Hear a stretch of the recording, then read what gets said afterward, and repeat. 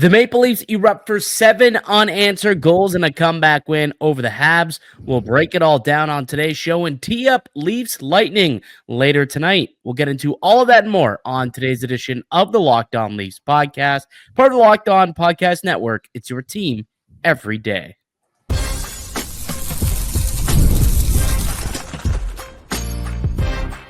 You're Locked On Maple Leafs, your daily podcast on the Toronto Maple Leafs. Part of the Locked On Podcast Network, your team every day.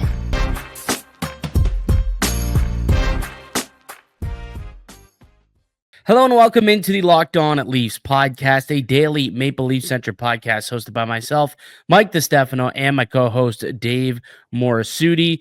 Today's episode is brought to you by FanDuel. From the first whistle to the final drive, FanDuel makes the NFL playoffs even more exciting. Right now, new customers can bet $5 and get $300 in bonus bets, whether you win or lose that first bet. Visit FanDuel.com to get started. I went and placed a wager on my Buffalo Bills to come up victorious against the Ravens, and they did, Dave. What a weekend of football we had, huh?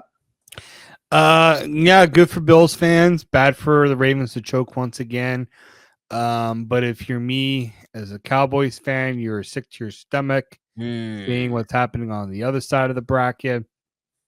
Yeah, you got two divisional foes, the Washington Commanders and the Eagles, going to be playing, squaring off in the NFC Championship. Bills, Chiefs, Mahomes versus Allen, part 4 going on in the AFC.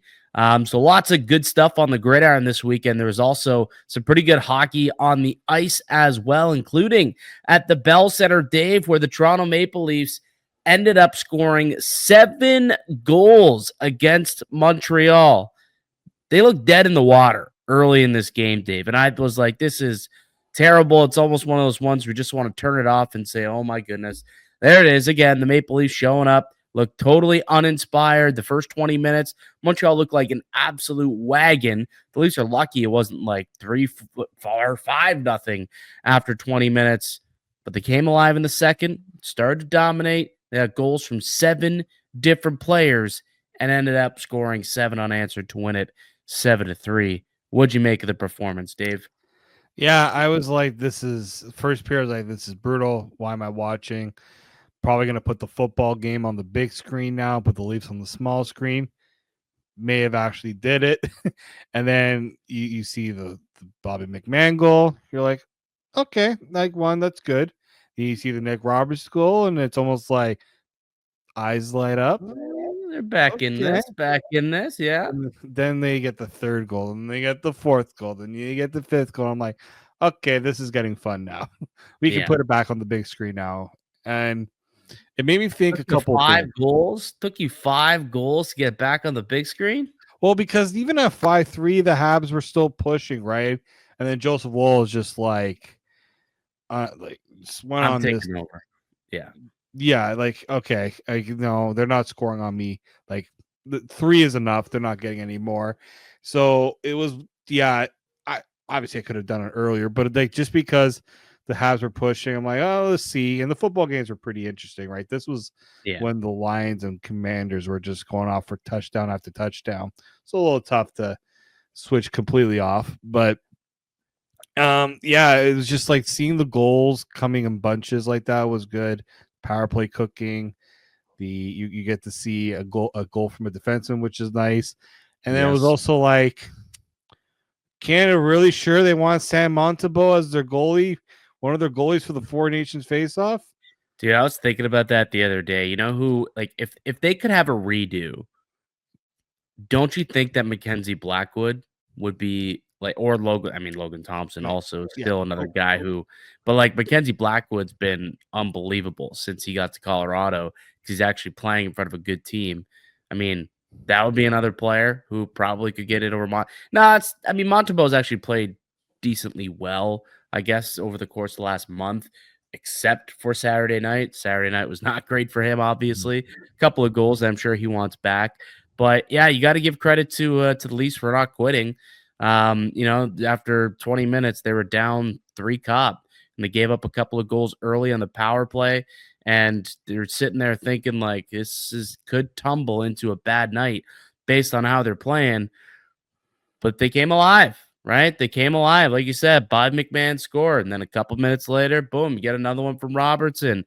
And they end up getting a power play goal. And then all of a sudden, you're getting shorthanded goals from Austin Matthews to extend the lead. And, the Leafs ended up with 7 different goal scorers on the night.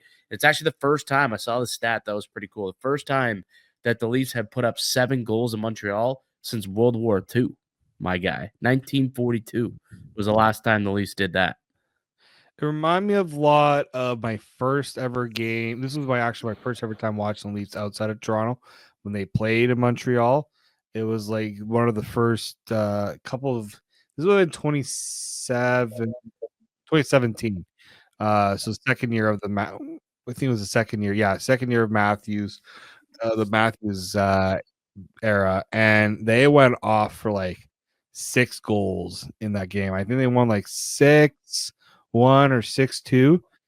And how the Leafs in that building came alive in that night, and like you saw it again in that game like on Saturday night. That's what I love the most about those games in Montreal. Is Montreal fans are loud, they bring it, but when the Leafs get on their roll like they can, the energy from Leafs fans in that building is just so great. Dude, they get more energy from like the Leaf fans in Montreal than their own people in their own building. But yeah, the Leafs, I thought, take away the first 20 minutes.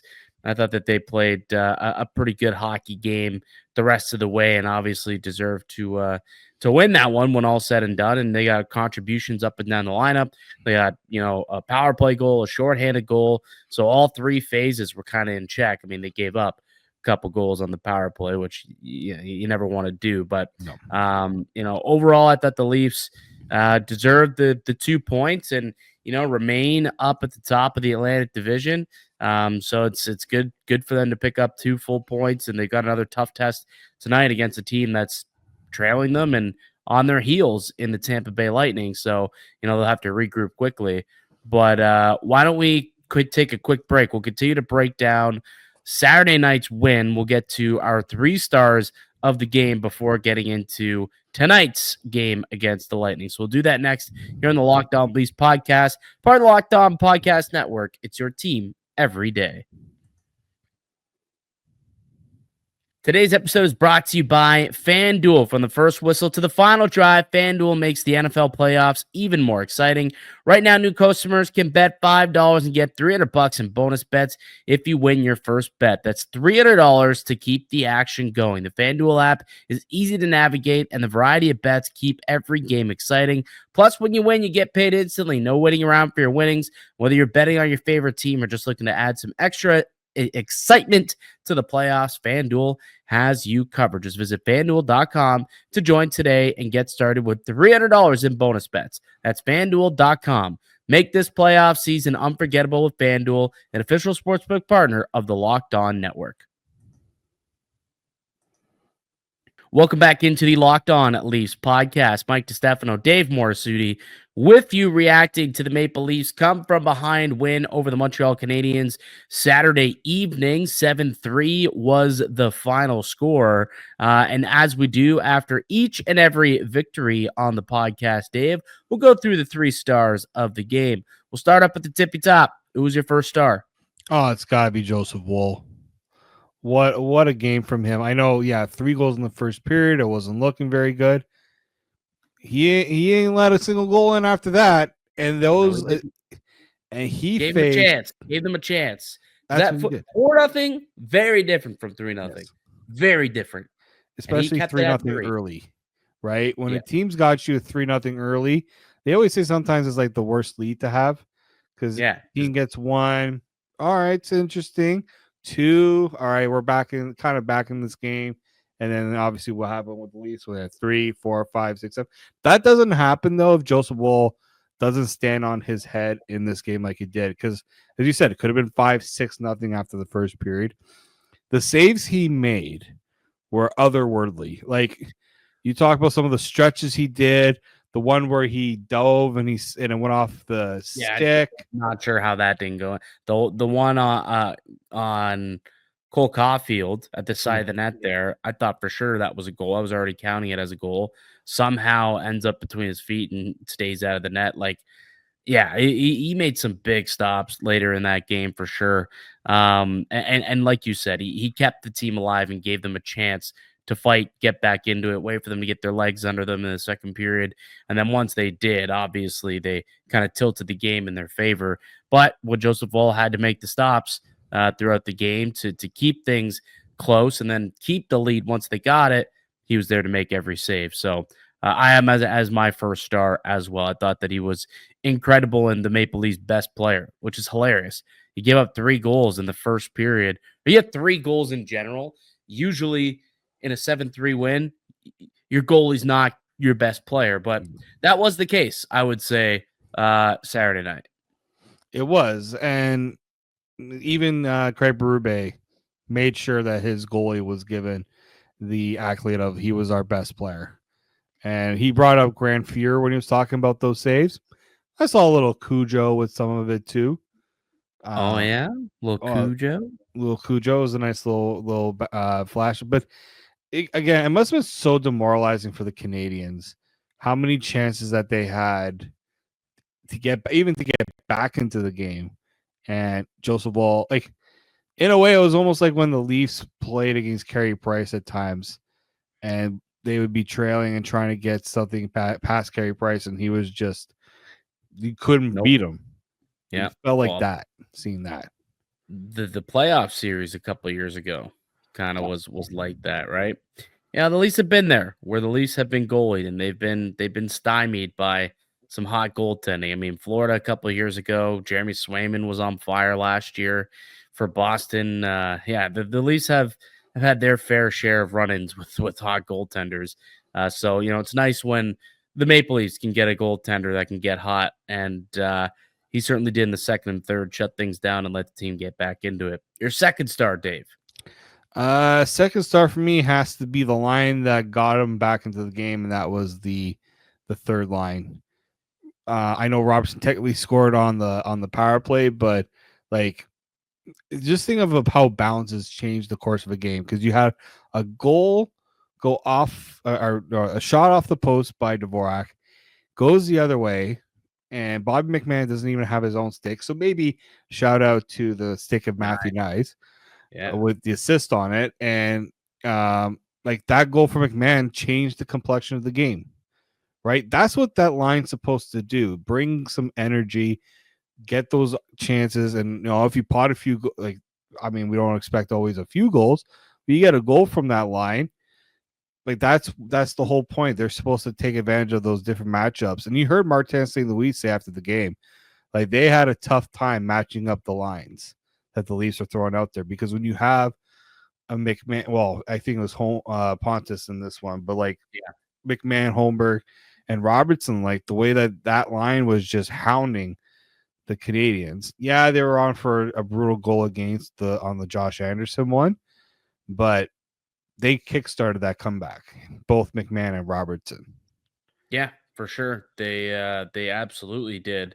I gave my second star to William Nylander. I thought, overall he was one of the better Maple Leafs on the night, if not the best forward at least. He had a lot of really good chances. I think he ended up with 7 shots on net in this game here. So Willie was certainly all over the place, scored a highlight reel goal, shrugging off Lane Hudson, who everyone wants to anoint as the next Cale Makar.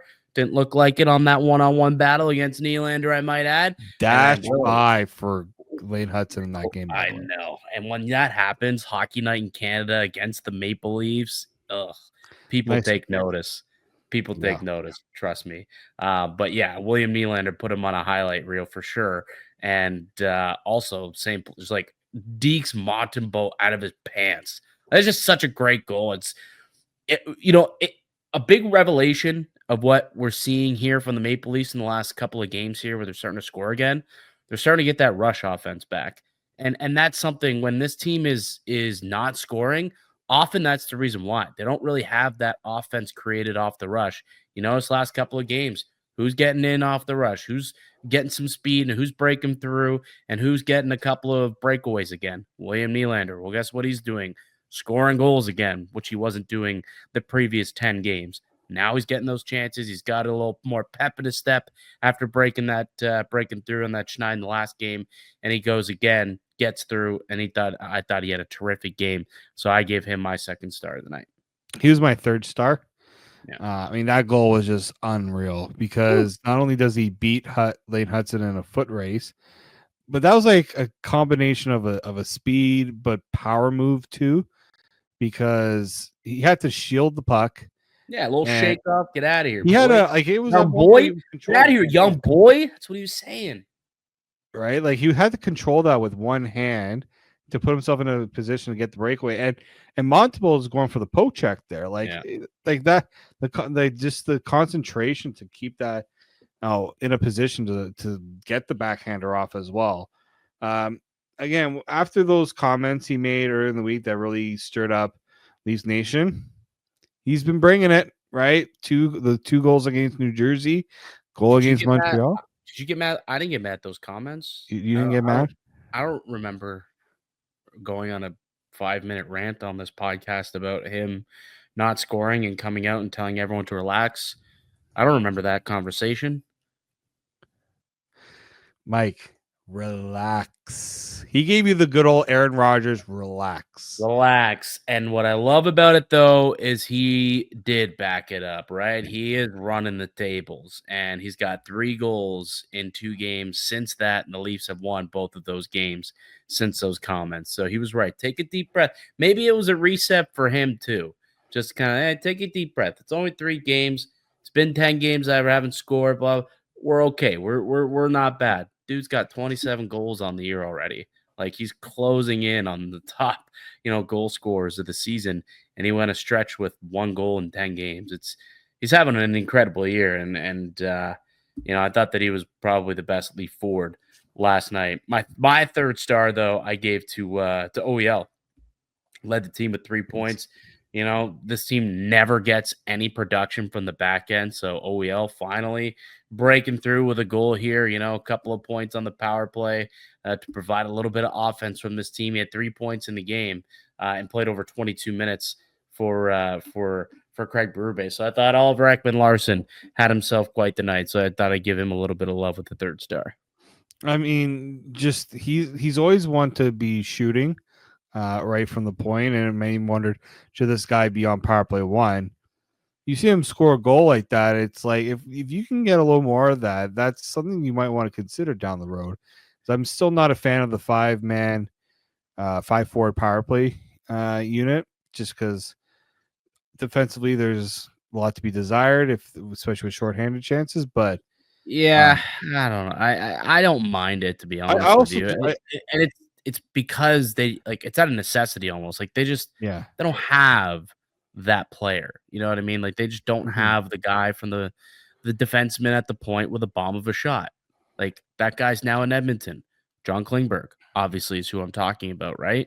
That happened on Friday. That was my way. How happy were you seeing that, by the way? Very, because I did not want him to be just like,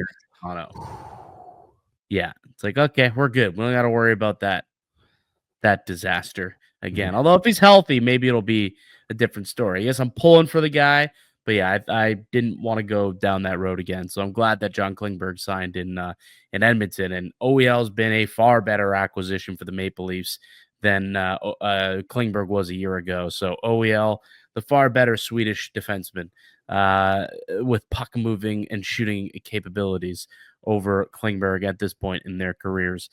So gave him some love with the third star of the game.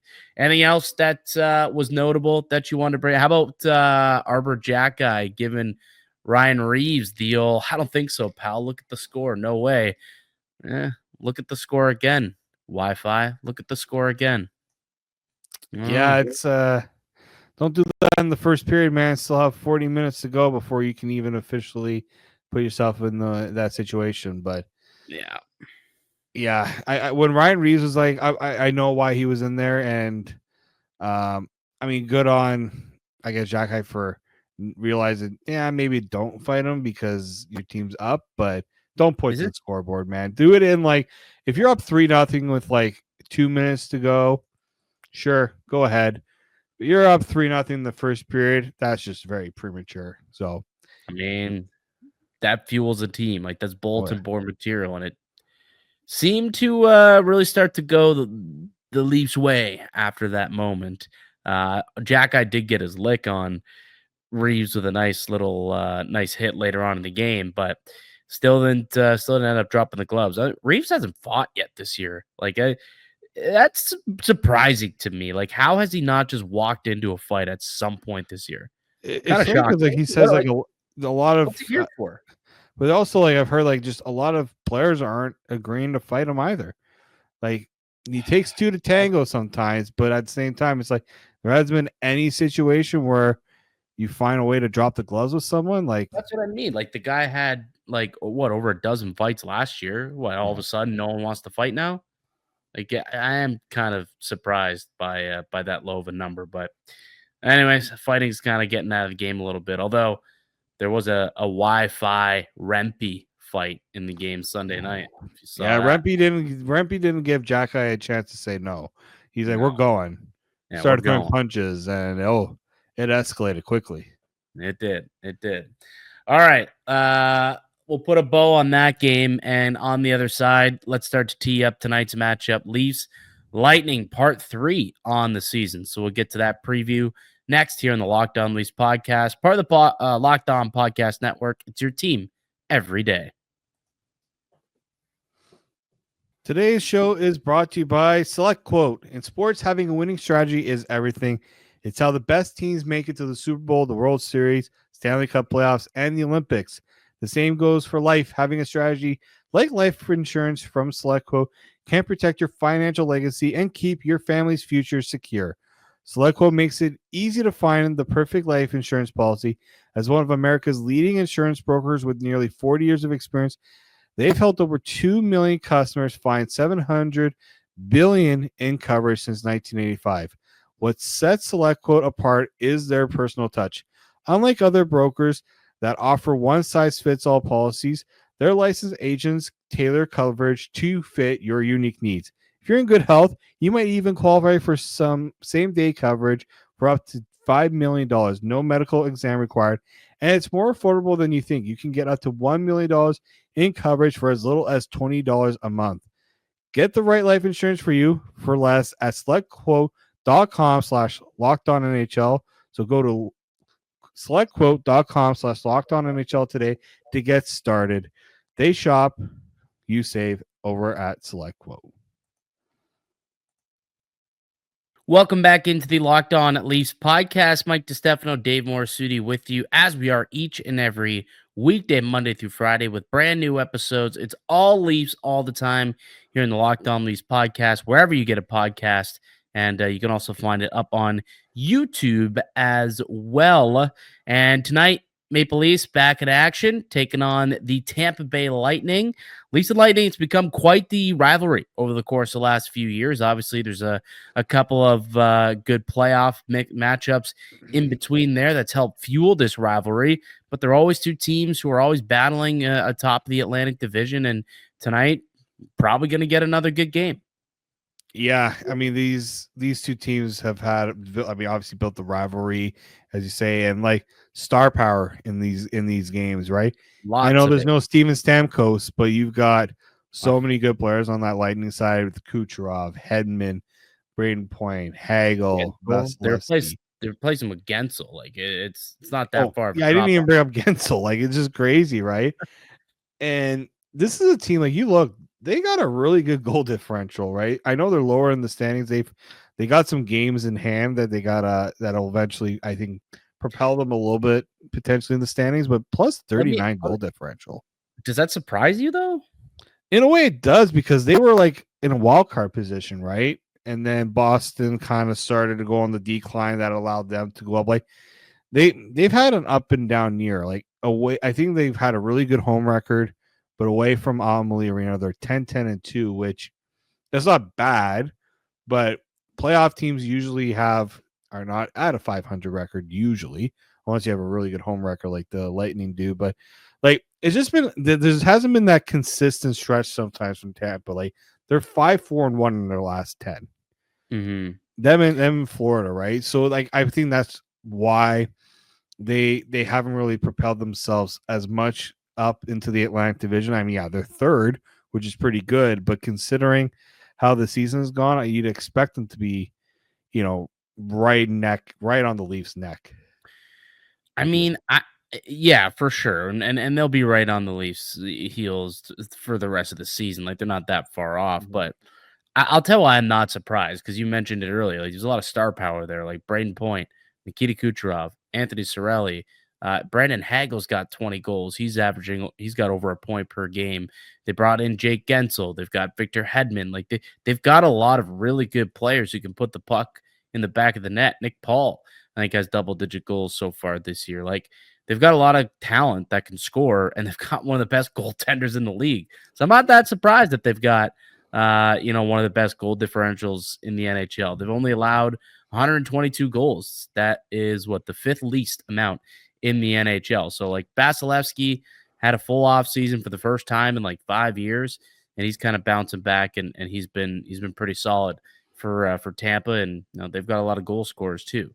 They're third in the league in goals. So like you're third in goals, fifth in goals against. Yeah, you're probably gonna have a pretty solid goal differential. One thing they don't have against Toronto, or is a win against Toronto this year. True. This is true. Yep. So far, 2 games in the books between these two. Toronto won 5-2 in the first meeting and 5-3 in the last meeting. And Toronto's won 5 of the last 7 meetings between the two teams in general. So they've come out and won some games here. And I'm not going to say that they've owned Tampa. They've been rather close games, or they've been competitive games at the very least. The one thing that I guess would worry me in this game is like the absence of John Tavares. Like Montreal doesn't necessarily have like crazy center depth where it's going to hurt you. That is not the case here with Tampa. Like, let's take a look at Tampa's lines here, the projected lineup for tonight. Like, they've got a pretty good 1-2-3 punch on the Tampa Bay lineup. Obviously, Braden Point leading the way as the number 1 seed, then Anthony Cirelli as the number 2 seed, and then Connor Geeky's a young player, but it's just, and Luka Lendening is just a veteran, great fourth line center. He kind of matches up with a David Kampf. But like Point and Cirelli are 2 of the best like defensive two-way forwards in the game. So they'll match up very well against Austin Matthews and whoever ends up at 2C. I'm guessing Domi will remain there in this game. But Cirelli, Domi, I'm definitely pointing to Cirelli as the winner between those two. Well, especially because it's a road game, right? So Tampa's going to get the chance to put that Cirelli line against Austin Matthews, which you would expect. So that means you're likely going to have Domi going up against Point, Kucherov, and Gensel. It's a tough matchup. Yeah. And where I really see with Tampa too is like Nick Paul would likely also be a 3C candidate, but he's up playing the wing right now. And so it changes their depth a little bit because I would think with Nick Paul down the middle, it makes him a little more dangerous at center. I think in my head, like these are the lineups we got from Daily Faceoff, but in my head, I was thinking Point, Cirelli, Paul down the middle. And they're not doing that right now. They need him on the wing.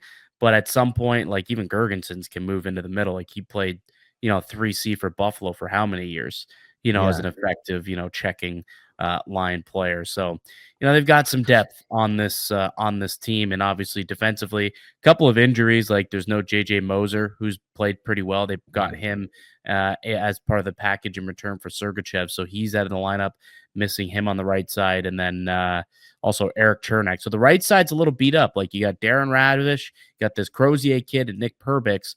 If you dump the puck in on the right side, kind of attack that side, attack those players, those defensemen. Maybe that's the recipe for success if you're the Maple Leafs. Going up against Hedman and McDonough, probably have a little less success, I would think. Why don't we take a look now at the projected lineup for the Toronto Maple Leafs based on the conclusion of Saturday night's game, where we saw Nyes, Matthews, and Marner together once again. They will probably remain together. McMahon, Domi, and Nylander is how things finished. And then Pacioretty, Holmberg, and Robertson, Lorentz, Camp, and Ryan Reeves as the forward groupings. And then no change on defense, I don't believe, unless we see something different in morning skate. But probably going to see Riley Myers, McCabe Tanev, and then OEL and Connor Timmins. And I would imagine Joseph Woll will get the start. Joseph Woll's played very well in his career against the Tampa Bay Lightning. So I'd imagine, and he's played well in Amalie Arena as well. I'd imagine he probably would end up getting another start here. Yeah, I mean, after the game he just had, I know sometimes they've been trying to played a lot though. He's played a lot. We do need to keep that in mind. He has played, quite a bit here, and it's a lot of games in a row for someone who's not all that used to it. Like every other night, he seems to be playing. Yeah, because he's played 3 in a row. The last game was a heavy workload, so I wondered if the Leafs would consider giving him the night off, but at the same time, he's on a roll right now, especially after that like what he did in Montreal. It's like to beat a Tampa, you need your best lineup, you need your best goalie out there, and that is Joseph Woll. And maybe this is where you give him this game. You let Dennis Hildeby potentially get some revenge on the Columbus Blue Jackets later this week. The hottest team in the NHL, Columbus Blue Jackets. That's the team you wanna send. Let the Hildebys redeem himself after that very unfortunate game. Well, back in was it October or November? Yeah, it was shelled. Yeah, he did get shelled, but that Columbus has been good, man. That's they're in a playoff spot, or they were on Friday. They're the second wildcard spot right now. Yeah, the Columbus Blue Jackets, and they won 8 of their last 10 games. They were rolling. They win. They finally lost, so they had won 6 games in a row.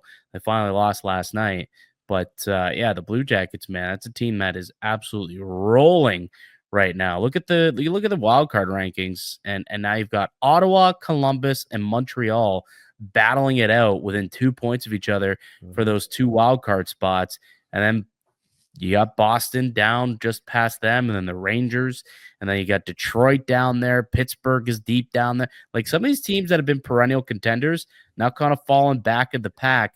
Meanwhile, the Ottawas, the Columbuses, the Montreals, they are finally, starting to pick up points and put themselves into this conversation. But the conversation, you know what? Tampa even isn't that far off from being displaced of that 3rd spot. Now they've got a couple games in hand.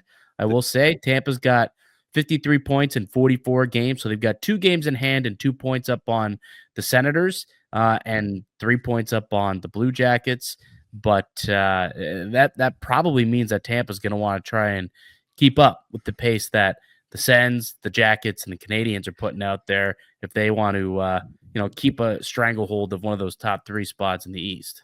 And that's why, this game is vital for the Leafs, is where if you beat Tampa, that's one of those games in hand that is a potential swing in this division, right? Yeah, Tampa, the ideal situation is Tampa and Florida get that 2-3, 2-3 spot so that they beat up on each other in round 1. So you want Tampa to stay in that zone that they're in right now. And that's why you think leaning maybe more towards Joseph Woll in this game. And just because of his history against Tampa, he's played very well against them. Let me see what the numbers are. Woll versus Tampa. I know his first few games has been against the Tampa Bay Lightning, if I'm not mistaken. Yeah, he's 4-1 against the Lightning in his career with a .931 save percentage and a .239 goals against. He's got a shutout. He had a shutout against them last year. So, hey, it's I probably would go with Wooly the goalie in this one and then give him the night off against Columbus. And then a few nights later, they travel out to Ottawa for another interdivisional game where you probably would put Woll in that one. I would think as well. So that's how I would do it this week, I guess. That's my opinion, we'll see what Coach Berube decides to do with the goaltending position. Anything else you want to get into about the game before we take off for the night? No, I mean it's gonna be a great matchup. It's one of those games where I want to see how the Leafs go up against one of those, upper echelon teams in the league. Yeah, absolutely. So we'll see. It's a litmus test is kind of what they call it. But the Leafs are that though too, right? Yeah. It's not like the Leafs are at the top Everyone of the sees the division. Leafs as a target. Yeah, I mean they are the measuring stick as well. So you just got two good teams going up against each other. Busy Monday slate too. MLK Day down in the States, and a lot of games, a lot of day games too, as per usual on holiday Mondays down in America. But Leafs and Lightning, that'll be the Monday game. Is that on Amazon? Actually, it's Monday, so that could be an Amazon game. I didn't even think about that. Could possibly be, the Amazon game for the Monday. It is a marquee matchup. Let's see. I'm just watching the Prime schedule. Tomorrow is. It is a Prime game. Perfect. Leafs victory. Guaranteed. Boom. There it is. Guaranteed. Guarantee. Aren't they like 3-0 on Amazon they Prime are. games? Yeah. Well, They beat the Lightning the first time. That's right. They did. They did beat the Lightning in that first game. So, we'll see if they can keep it rolling against Tampa tonight. That'll do it for us here today on the podcast. I'd like to thank you all for listening and supporting the show. You can subscribe to the Locked On Leafs podcast on all platforms and receive daily Leafs content. Follow myself on Twitter at Mickey_Canuck. Follow Dave at D_Morisuti and follow the show as well at Locked On Leafs. We'll be back with another episode for you guys tomorrow to recap Leafs and Lightning. Go Leafs, go. Enjoy the game. But until then, keep it locked right here on Locked On Leafs.